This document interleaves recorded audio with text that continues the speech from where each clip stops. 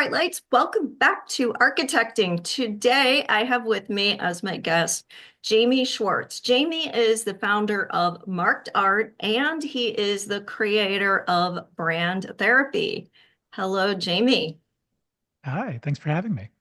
It's great having you. So I always like talking with people outside of the architecture industry who can give us insights in how to better share the value of the work we do. And we've been talking and you've got some great ideas and insights and systems. So I'm really excited to have you share that with the audience today. But I always like to start with an overview of your career path, how you got to where you are today, and what made you want to do the things you're doing today.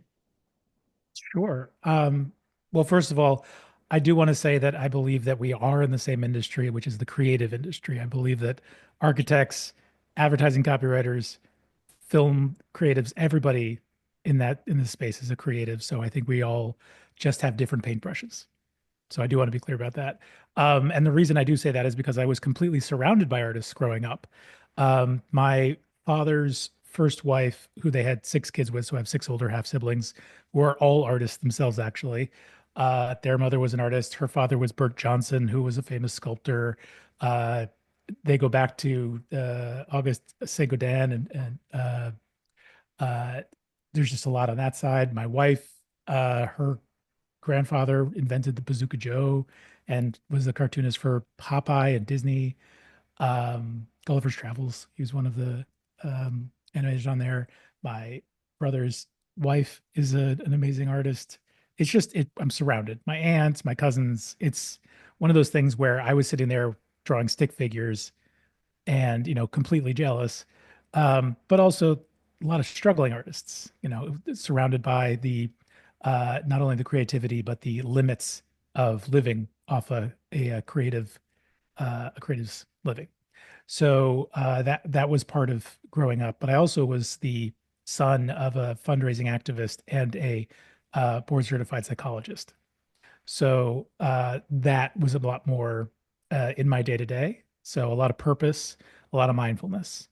And by the time I was in high school, my father was the original author of Herman Rorschach's biography, The Inkblot Test, and I dictated all 1,600 pages of that as like my kind of part-time job for him. So I certainly learned how to type quickly, but also learned about the first generation of clinical therapy. And that set me down the road of trying to become a clinical psychologist myself when I went to college, and ended up being a psychology and philosophy double major. Psychology was a little too scientific based for me, T-scores, statistics, that kind of stuff. And philosophy was exploring the mind and really where I wanted to be. And because I was already kind of thinking a PhD is probably not where I want to go, even though I was once again surrounded by a lot of PhDs. I found after watching the Super Bowl in college and finding some spots, wait a second, I can write copy. I love poetry. I love art. I can do poetry. I can make a few words touch millions of people. And that was a big shift for me and sent me down the creative rabbit hole where I studied at SVA and then Chicago Portfolio School and then Miami Ed School in San Francisco and London and Amsterdam and then internships in New York. And then I never left New York again, just swirling around the New York City ad agency scene as Madison Avenue started to slowly fall apart as the digital world kicked in. But I was still one of those leather bound portfolio guys, with possibly a PDF at that point. Um, and so that was my life until about 2016, 17 was really just focused on the 100 different brands I had served across a dozen or so agencies, uh, loving every moment of the culture and the structure, but also seeing the problems with the industry and the fact that market and market shift and market studies was one half of what I later found out was a term that the startup world had invented called product market fit. And product market fit became my new pivot after a first career, shall we say, in advertising. And I wanted to figure out how to have a much more authentic relationship between the company and the consumer. And marketing was only half of that. As a matter of fact, if you only do marketing, you end up in hypocrisy land. because if you just keep saying the story that you want to tell, it keeps getting farther and farther away from the reality of what you actually are. So how do you tie that together? Well, from the discipline that I just learned of creative and strategy, the brand. The brand could be a go-between of the company and the consumer and serve as a way to balance and find the way to relate between the company and the consumer. Because a brand is not defined by the company. The brand is the space between what the company offers and what the market actually wants. And that balance and keeping that balance, what the brand wants to be, was what I found in experiment after experiment in consultancy. So the consultancy started with nonprofits and building out new lines of revenue, product development, but only after like a 2 hour long conversation with one client who said, "This feels like therapy." I said, "It's not therapy for you. It's therapy for the brand. What's brand therapy?"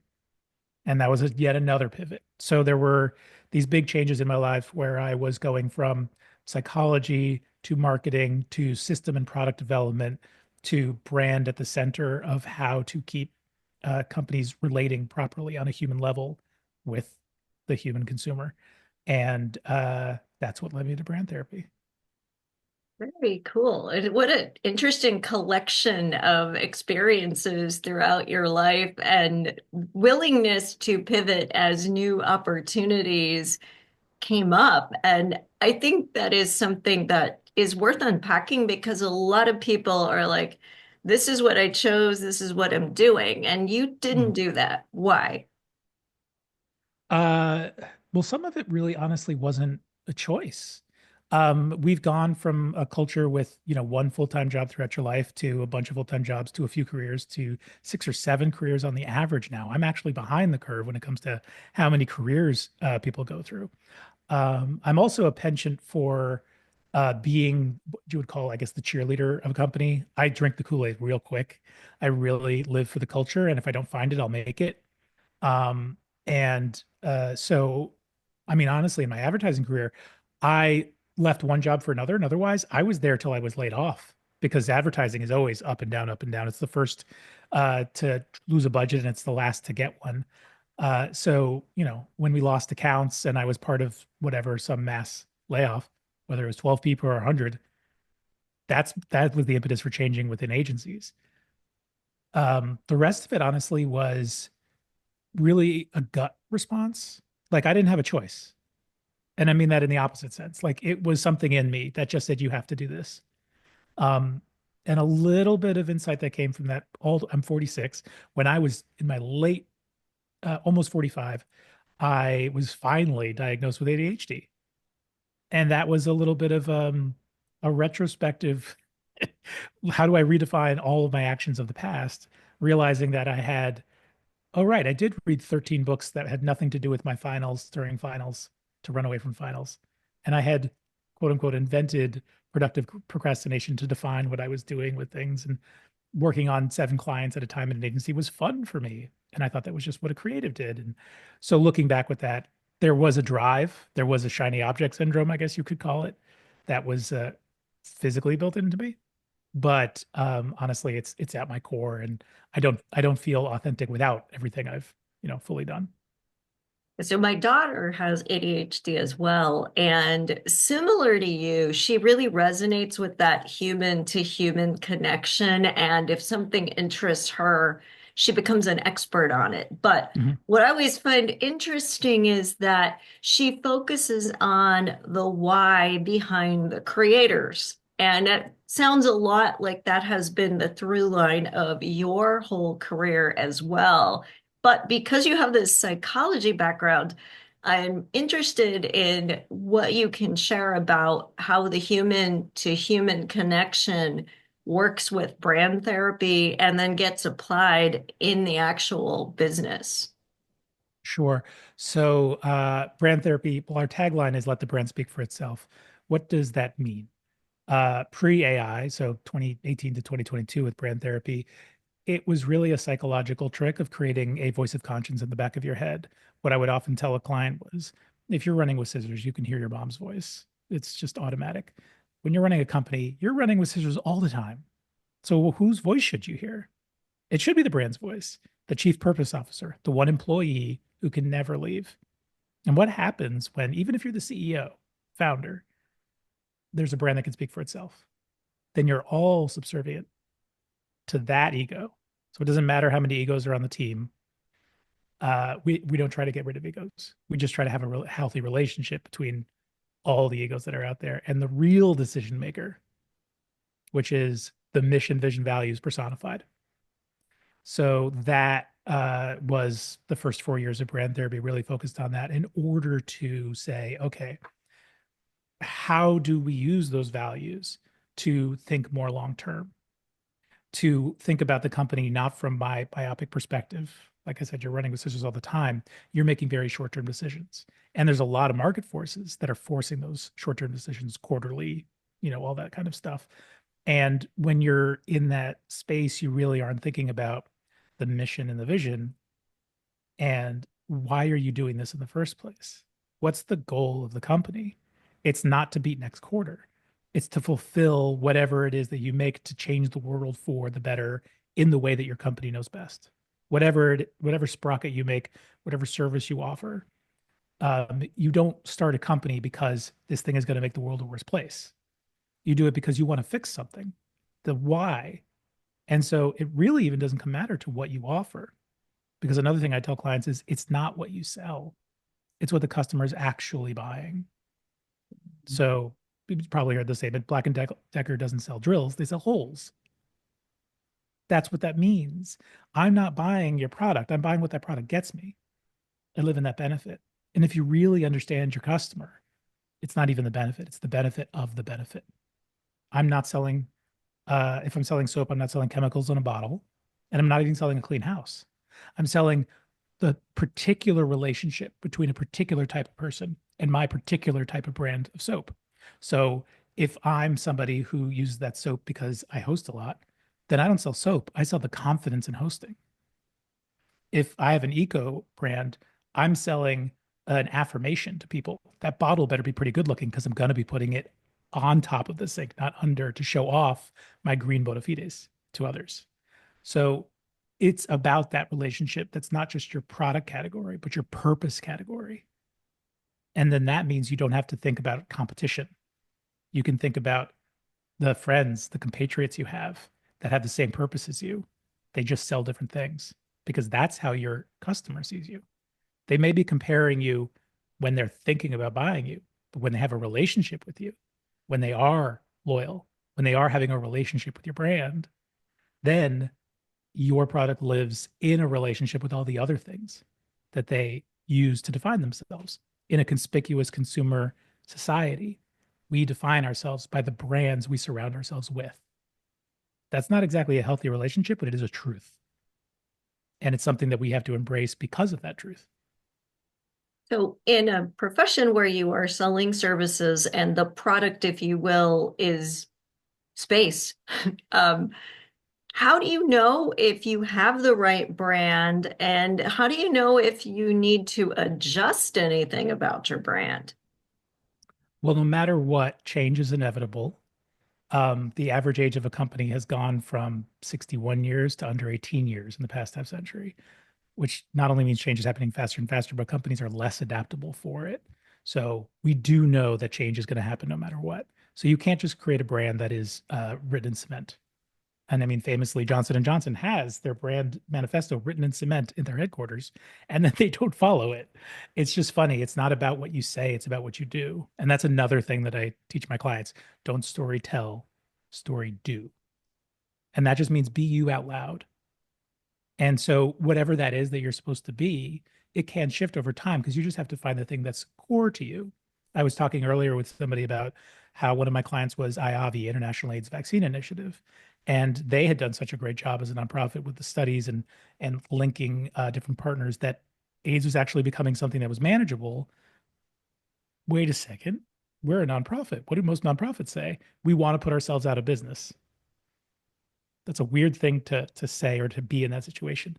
And the point was that they had done so much stuff that they had also started making snake bite venom cures and tuberculosis treatments and all these other things.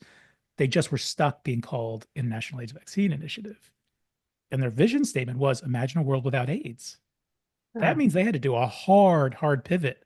But what was at their core? What were they still doing? What was their essence for being? They were a go-between, a connector of the whole drug industry is separated, so many different things, so siloed. Their job is to actually bring them together and find the gaps in the drug creation process and fill them so that drugs can find a way to market that normally wouldn't. That's way bigger than AIDS. But that doesn't mean that you can't organically and authentically come from AIDS as your first product. And then how do you move from there? The It's been long enough with the client, so I can say this out loud. The suggestion was change it from International AIDS Vaccine Initiative to I am the vaccine initiative, because it's all about the community of people, both inside the organization and the ones that they work with to be. It's the people that make this happen. So it doesn't matter where you're at. It matters what is at your core and what just happens to be the way that's expressed today. Interesting. So we had also talked previously about the difference between a firm brand and a personal brand. And I Mm-hmm. shared that a lot of people in the architecting community are firm owners. And so their firm brand and their personal brand might be very closely linked. Other people, though, who are working for a mid to large firm, they probably need to have a very clear personal brand to even know if they're the right fit at the firm where they happen to be working. So, can you say more about how those two things are different, but also where we need to find common ground? Sure. And I should say also, I had architecture stories because my father's uncle was Bobby Marquis, who was a famous architect over in California. Um, so you do get to hear like what makes being a firm, an architect firm, different and the same. So one of those things is, as you were mentioning, a personal brand is very personal. Its raison d'etre is whatever your raison d'etre is, but it has to exist on its own. So how do you do that? The same way you work with any other brand of brand therapy, you create that essence, whatever it is that makes that brand the reason it's being. Your reason for being was because your parents wanted you to be born. Great, fine. Let's follow that out. But what is it that the company's doing? What's the company's reason for being? What's that why? And that's where the birth of the brand comes from the company. So why did you form that company? And if it's a personal brand, why are you forming a thought leadership platform called Your Name Inc. or whatever it is? And then you get in, we do a process where we get in all the DNA that you need to into it. This is called birthing the brand. What is it about you that needs to be in there? Then we do ceremonial cutting of the umbilical cord. So you're not allowed to enter anything else ever again. It's the market, nature versus nurture. The nurture takes over. As I said, the brand is what's in between the company and the consumer. It's not defined by the company. So you can have a proto brand, and that's what we work on first, is creating that proto brand. So it can be very complicated to be your own personal brand, and the separation, that siloing, that othering, which you would think of as calling it multiple personality disorder, even, is actually healthy in this space because it gives you that other, so that you are not stuck in your myopia that we talked about before. You have to have another voice who's dedicated to the longer view, who's dedicated to the why of the company, not dedicated to your own self-preservation, which are really why you need the two separate things. And then, of course, if you have a personal brand and you're also the founder of a larger company, you have a thought leadership perspective, but then you also have the company brand, and you'll of course inform the DNA of the company brand as well as whoever else is a part of that. And it's different when you found something versus if a collective found something, and you have to have a collective conversation. And what's interesting about that is whenever I'm working with a collective of founders, they all have to, for a time period, really be ego driven. I encourage it, boast like crazy, tell me everything that you're proud of. It's the opposite of what's going to be, but you need that in order to get it into the DNA of the company. So the company can service that raison d'etre in itself. Cutting the umbilical cord. Don't talk like that anymore. You're done. There's a bigger ego to serve now, but it's a weird kind of psychological moment that we have to be in where I really do encourage ego for a while. Now it's an interesting process that you're describing, and I don't think most people take that much time to be as introspective as that. But what you're talking about is really what's going to differentiate you. Yes, very much so. As I said before, if you're purpose driven, you can find you're not going to position yourself against your competition. You're going to think on a higher level than that, the way that your customer does. So the more you can have an outsider perspective, not your perspective, because you're never going to not have your perspective, the more you're able to have objective points of view, the more you're able to have long-term points of view, the more you're able to have mission-driven points of view, and really work from that. What's the goal of the company? What's the mission of the company? What are the values of the company that I have to abide by? One of the tricks with that is when we do values, we don't focus on the adjectives of the brand. We focus on the verbs. What is it that you do? What's a branded verb? What's your action? Because those actions are telling you that you're authentically living out your mission. Story do, not story tell. Interesting. So let's go a little bit more granular now to the project and the Mm. team of people working to create the project, both within the company and maybe on the owner side or a larger team side with consultants. How does the brand inform the way the team works? So when we're dealing with a larger team, this was something I was struggling with myself within brand therapy. And in 2022, I met a co-founder who was really deep into the organizational design space, was part of Deloitte's first social media digital transformation and all these great IBM ventures and everything. Um, and was really deeply focused just coming out of COVID on something called remotely to optimize for remote teams. And what does it mean to be a decentralized, asynchronous team?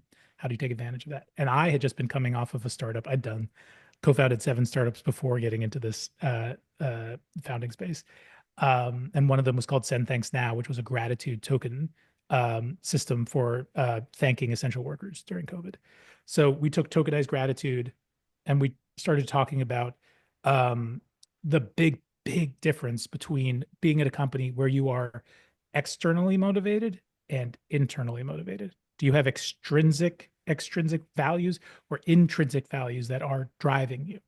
And it's really hard to have intrinsic values drive uh, your work at a company.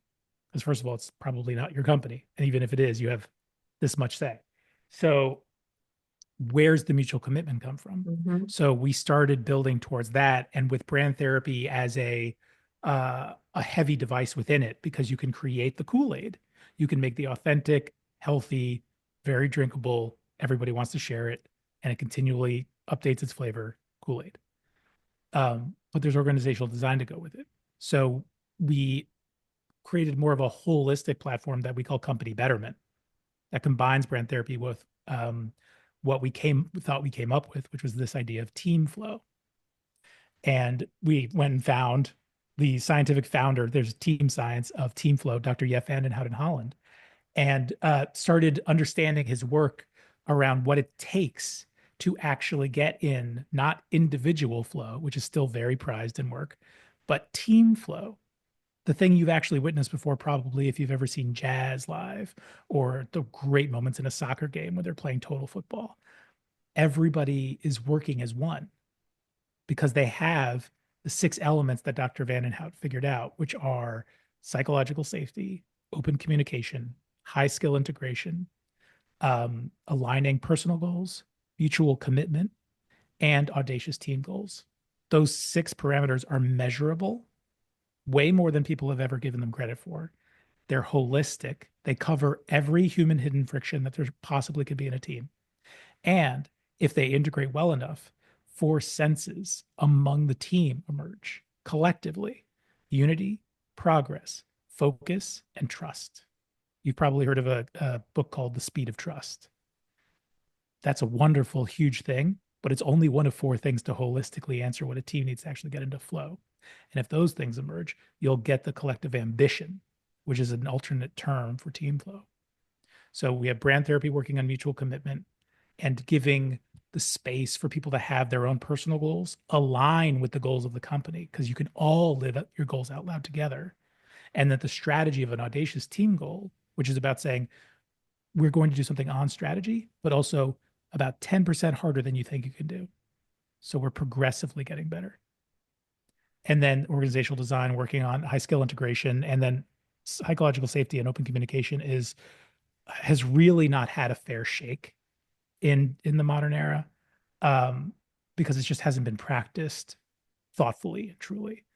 But if they are, we just use a very simple kind of questionnaire and assessment that finds basically a score across those different parameters and what you can actually use in your strengths to work on your weaknesses.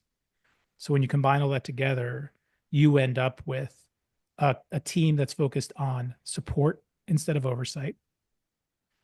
The bosses are focused on purpose, mission, vision, authenticity. The teams are focused with autonomy, intrinsically motivated on what they want to do. And the managers are no longer peacemakers between the bosses that just want oversight and the teams that just want to get away, but they're actually in service of support. And in 2022 is when I started adding AI to brand therapy, because of course you can now have a conversation with your brand. We're entering into the conversational media era. I love that What could we idea. do? It's huge. That's where the one-on-one relationships come from, because social media gave us the opportunity for brands to actually interact directly with consumers asynchronously in the comment section. But oh my God, you had to have brave brands do that in the first place, but then everybody had to. You saw Twitter turn into the customer service section. There's no more phone numbers for people to call in companies. Um, Everybody became purpose driven because people could now say it directly to the company and hold people accountable and say, you're not doing the thing I said you said you were going to do. Millennials were taking over. They were the ones driving this towards purpose driven. It wasn't transactional anymore.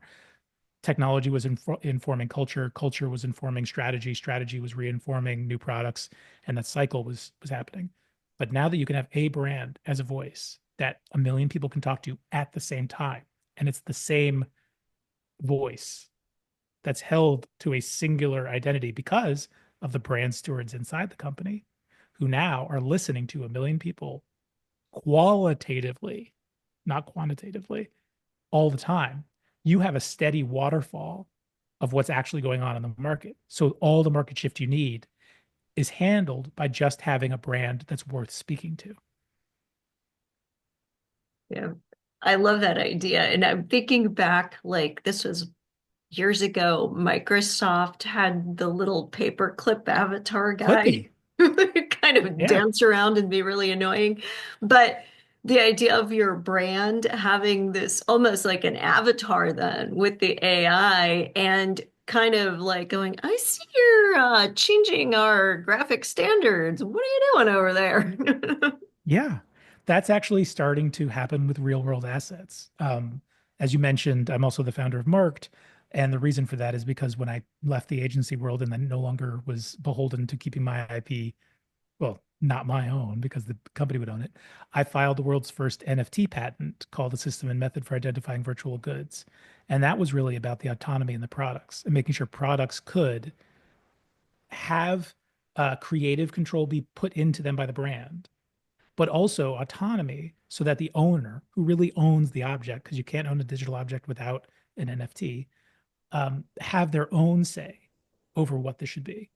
And that means that brands, creators, anybody who's actually making a product can instill brand value, tone, voice, everything into how that product should act with a smart contract, but also not just be a product, but a canvas for somebody else to come along and add their own story, their own provenance to that object and encourage that consumer to not just be a consumer, but a prosumer, a producer consumer, somebody who adds value, not just consumes and then sells it on.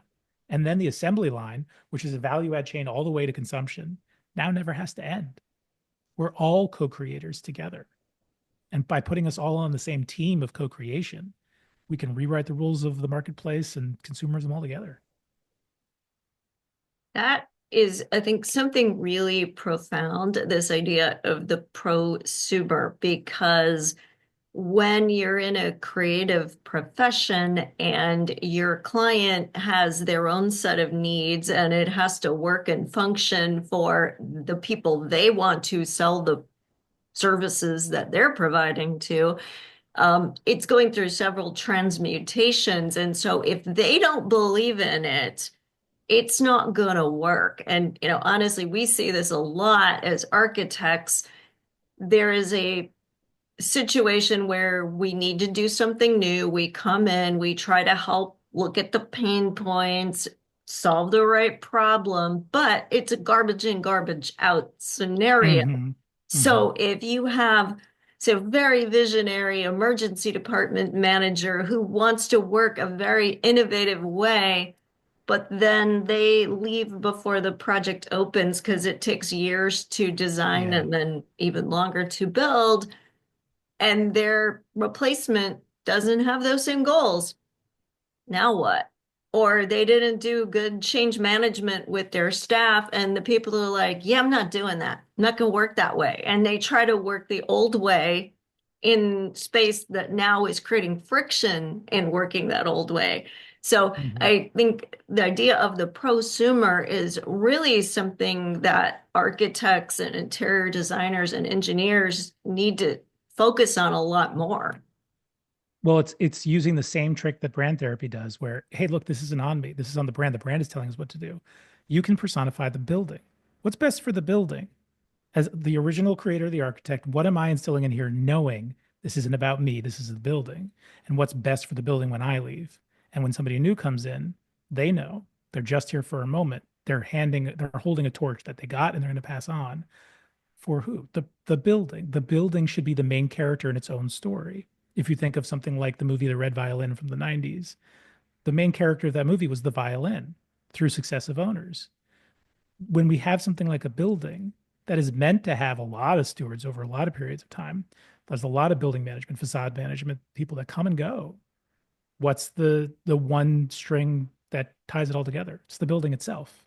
So what can you instill into the building so the building can be an ecosystem? The building can tell its own story. And one of my clients, Glass Aftercare over in London, we've been building out the digital transformation of the industry from facade management service, because he's on the facade side, to FIMS, facade information management service, to digitally twin the building, but not in the technical, let's digitally twin it and then you can get efficiencies. In the world changes. You get to go from reactive repair to predictive, proactive repair. The world we're living in now is a polycrisis. You've got crazy weather patterns that are really wearing and tearing without prediction of where it's coming from. Interest rates are through the roof. Supply chains are falling apart. Demands of tenants are only getting louder. So if you only do reactive repair, not till it's too late, not till something breaks, it's not that you're spending the least you can. It's that you're actually spending so much because you let it get to that bad point and you have a poly crisis going on, that we're slowly and then quickly getting into the point now where building management industry in general is going to be in the red moving forward. It's you can't, quality in and of itself isn't going to save the day. You've got to have predictive maintenance just to keep up with the needs. There's an inflection point we're hitting. And if we don't move into the FIMS space or the BIM space, how is this building, which, if you're a visionary architect, is going to be complicated and unique, bespoke to take care of? Where are the O&Ms? Where are the blueprints? Where is everything? How does the building say, well, there's a crack over here and you can't see it, but I can? There's a storm coming. We're not going to make it in this corner of the building. Hey, did you think about moving the shades here? Because I know that the tenants have asked for this. That is fascinating. And I think it's definitely a new direction that needs to be embraced in our industry. We definitely are looking more and more at AI and also how building information modeling can interface. But this just adds another layer and what it means to be a smart building, and that idea of kind of bringing the building to life, giving it a true personality.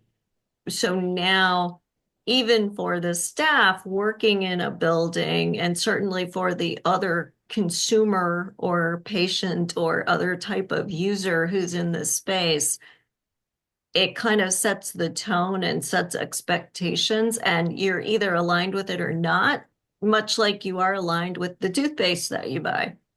Hmm. Yeah.